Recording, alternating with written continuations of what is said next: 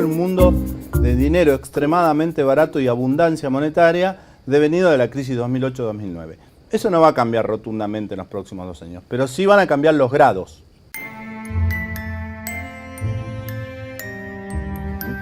Brasil, que alguna vez supo conseguir deuda al 3%, ahora, además de algunos problemas internos que ahora vamos a hablar, menos del 6% no consigue. Entonces esos son los efectos indirectos que va a tener Argentina. Cuando empiece a hacer las cosas bien, ya no va a aprovechar la menor tasa de la historia, va a seguir aprovechando tasas bajas, pero tenemos 2 o 3 puntos de costo capital adicional que nos perdimos por empezar tarde. Brasil yo diría que tiene, a hoy, si tengo que hacer un diagnóstico de las fotos, las 7 plagas de Egipto. Para nosotros Brasil es preocupante, no solo porque está con un problema de ciclo que no para de agravarse, o sea, si ustedes miraban el promedio de analistas esperaban que Brasil este año cayera 1,5, 2 a principio de año, va a cerrar el año casi con una recesión de 4 puntos. Y lo que es peor, en general los analistas se van poniendo cada vez más pesimistas para el año que viene. Es el socio grande, es a quien le vendemos el 45% de las exportaciones industriales y al quien le vendemos el 85% de las exportaciones de autos. Con lo cual no es una buena noticia marginalmente que Brasil tenga ese tipo de dificultades, a los cuales se le agregan dificultades de financiamiento internacional, tiene un déficit de cuenta corriente de 90.000 millones de dólares el año pasado, o sea, el mundo le tiene que prestar todos los años a Brasil 90.000 millones de dólares. Bueno, evidentemente eso ya no está pasando, por eso el real se fue de 2,50 a 4, por eso están en un proceso recesivo que es el ajuste automático de la cuenta corriente, porque se caen las importaciones.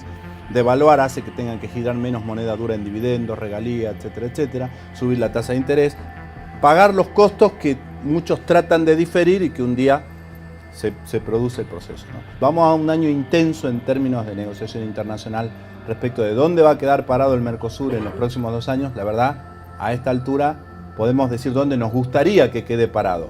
No estamos tan seguros de decir dónde va a quedar parado, ¿no? Porque hoy Argentina introdujo un elemento nuevo, no solo el tratado eventual de libre comercio con Europa, que va bastante bien en términos de lo que le interesa al agro, ¿no? De liberalizar los subsidios, eso va bastante bien, pero hoy Argentina introdujo un concepto nuevo. ¿Qué hacemos con la Alianza del Pacífico? Que va bastante adelantada en términos de tratados de libre comercio. Lo que queremos básicamente es ser un país normal. ¿Sí? Y en un país normal ya hay un solo tipo de cambio y no 6 o 7.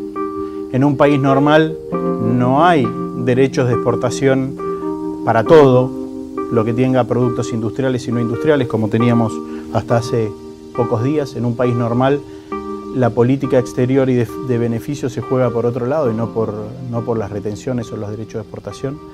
En un país normal se puede exportar libremente para que juegue el mercado. En los próximos días o en las próximas horas van a empezar a haber noticias con respecto a todo lo que tiene que ver con las restricciones al comercio exterior de nuestro país.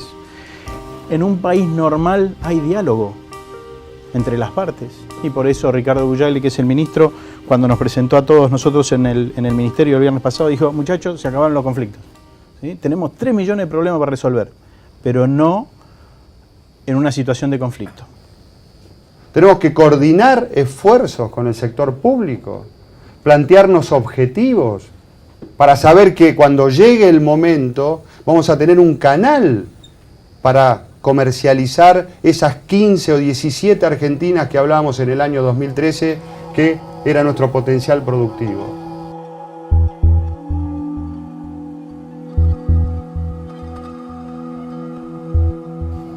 Por eso es clave que tengamos una visión concreta de lo que va a ser el Mercosur. Se va a pasar de ser un acuerdo político a realmente un bloque con libertad aduanera.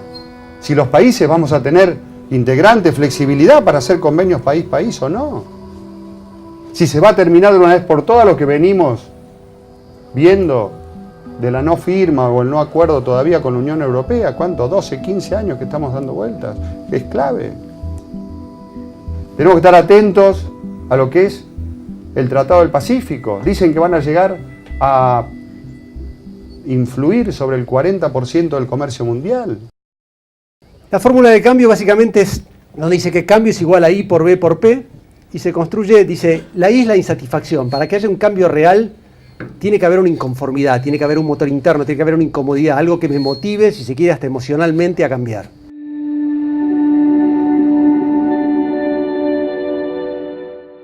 Como empresa, como persona, como país. A partir de eso, y es un lugar donde muchos de nosotros nos quedamos como empresarios a veces, decir, estoy incómodo, pero hay que ir un paso más, que es la B, que es visión. ¿Qué quiero? Ok, estoy incómodo como estoy. ¿Qué quiero? Y el tercer punto es, estoy incómodo, tengo la suerte de saber por qué estoy incómodo, tengo la suerte de saber qué quiero, la P, que es el proceso para avanzar, hacerlo. Esto multiplica, si uno de los tres componentes tiende a cero, el cambio tiende a cero. Entonces, la impresión es que estamos en una instancia donde los tres factores parecerían que empiezan a alinearse. Yo creo que tenemos un gran desafío por delante, que es tener esa visión compartida, no solamente entre los privados, sino en lo público y lo privado. De esa manera, entendemos que podemos llegar a ese potencial, no solamente productivo, sino de producción de alimentos y agregado de valor, que en 5 o 6 años, según nuestros cálculos, puede llegar a generar más de 1 millón de puestos de trabajo en la Argentina. Tiene que cambiar. Bueno, cambió el gobierno, cambia el Estado. ¿Alcanza con eso? También tiene que cambiar la política, la sociedad, las empresas, los ciudadanos, todos un poco. Evidentemente el ejemplo de arriba siempre ayuda, pero no alcanza. O sea, parte de nosotros va a tener que hacer un proceso de cambio. Sería mucho más fácil pensar que no, que con la devaluación y una quita de retenciones estamos. En realidad creo que hay un proceso para que esto tenga mediano plazo o largo. También hay un concepto de ciudadanía a cambiar, creo que hay un concepto de la forma en la cual hacemos el management de nuestras empresas, en la cual nos relacionamos con la sociedad. Entonces creo que la palabra cambio tiene un montón de connotaciones y no suele ser procesos que ocurran ni a corto plazo ni sin pagar algún costo. Y para las empresas y los empresarios hay una sola cosa que algo decía Teo en ese sentido. A ver, tengo un amigo que siempre dice lo mismo y a mí me hace mucho sentido. No sirve de nada tener la casa más linda de Hiroshima. En ese sentido, el rol del empresario como vector de desarrollo en su lugar de trabajo es fundamental. Y ese rol los empresarios no lo han hecho en los últimos años. Cuando te cascotean el rancho, todos se pusieron en posición defensiva. Cuando te pones en posición defensiva, la discusión es cómo se reparte la torta y no queremos tener más discusiones de cómo se reparte la torta. La discusión que vale, la discusión que genera desarrollo es la de cómo agrandamos la torta. Y cómo se agranda la torta en cada uno de esos lugares, los que primero van a estar disponibles para hacerlo tienen que ser los empresarios. El Estado tiene que brindarles las reglas de juego para que eso suceda. Yo digo, el gobierno tiene por lo pronto que ofrecernos una macro ordenada, una macro con cierto grado de previsibilidad, con reglas de juego que podamos jugar, generando confianza, promoviendo o haciendo inversiones, pero también promoviendo un esquema donde armar una sociedad, generar una inversión, entrar dinero al país, sacarlo, moverlo, tenga menos grados de complejidad que el que tenía. El ahorro no está en el sistema financiero y ese va a ser el gran desafío de lo que viene. Lograr que el ahorro que no pasa por el sistema financiero a partir de un prontuario bastante particular empiece a pasar. Los 250.000 millones de dólares famosos de argentinos que están en algún lado, caja de seguridad, caja de zapatos, exterior, etcétera, etcétera. Ese es el desafío de los próximos 4 años, lograr recuperar ahorro interno. Pero bueno, ahí está el sistema, está sano. La verdad que es sorprendente, hemos pasado el periodo electoral con depósitos creciendo más del 40% y con préstamos creciendo al 64%. Acá hay mucho de cobertura, ¿no? Estos son créditos en pesos, la mayoría tasa fija, entonces mientras dure digo, porque ahora ya cambió el periodo de tasas, ¿no? Esto claramente hemos tenido un shock de tasa. Nosotros, para ayudar a esta visión de pobreza cero, empleo 100, educación 1000, por lo pronto tenemos que intentar ser rentables, tenemos que crecer, tenemos que tratar de generar esquemas sustentables, invertir con expectativa, eso nos lo da el entorno, pero tenemos que asumir riesgos. Sin inversión no hay crecimiento, sin algún riesgo no hay crecimiento, no hay expansión. Siendo amigables con el ambiente, yo creo que por este lado vienen un montón de restricciones potenciables. Lo que hemos visto recién en la COP21, lo que pasó con el tema ambiental, lo que está pasando con ya los mecanismos internos, lo que van a aparecer como barreras pararancelarias. Tenemos que seguir anticipándonos, no solo con buenas prácticas agrícolas, que es un trabajo interesantísimo que se está haciendo, sino también entendiendo y teniendo dentro del sector gente que nos anticipe estos temas. Tenemos que ver cómo nos plantamos frente al medio ambiente. Acá se dijo también, la COP21, aparentemente va a haber circuitos diferentes para aquellos países que pueden demostrar que emiten gases, pero que también secuestran, como es nuestro caso.